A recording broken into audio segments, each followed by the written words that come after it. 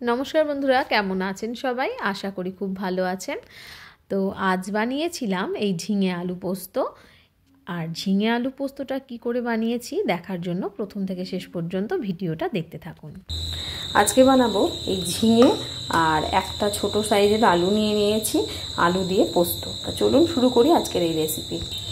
কড়াইতে তেল গরম হতে দিয়ে দিয়েছি, আর তার মধ্যে দিয়ে দিচ্ছি আমি শুকনো লঙ্কা, সামান্য একটু জিরে, আর সাথে একটু তেজপাতা ফোড়ন। মশলাটা একটু বেশি হয়ে গেলে ওর ভেতর দিয়ে দেবো আমি কেটে রাখা আলুগুলো।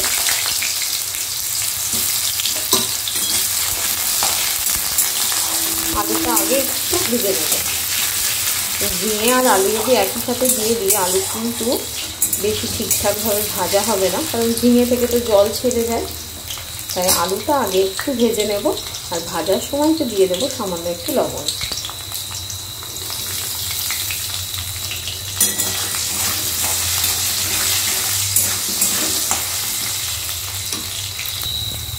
আলুটা একটু ভেজে নিয়েছি, এবার এর ভেতরে দিয়ে দেবো ঝিঙেগুলো।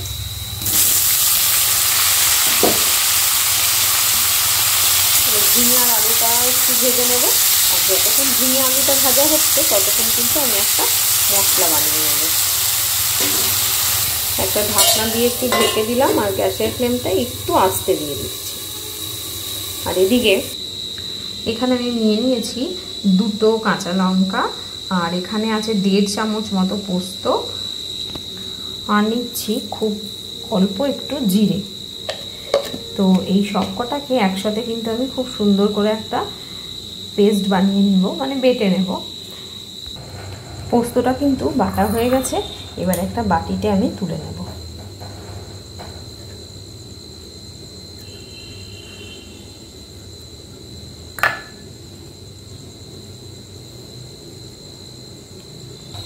এদিকে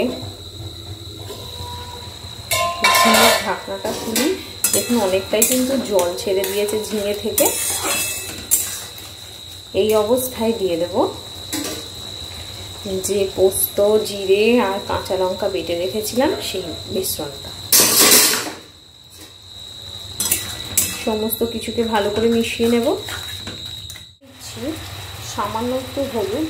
অনেকে কিন্তু এই ঝিঙে আলু পোস্ততে হলুদের ব্যবহার করেন না, আপনারা চাইলে নাও দিতে পারেন, কিন্তু হলুদ আমি একটু না দিলে আমার যেন ভালো লাগে না, তাই জন্য আমি দিলাম অল্প করে হলুদ।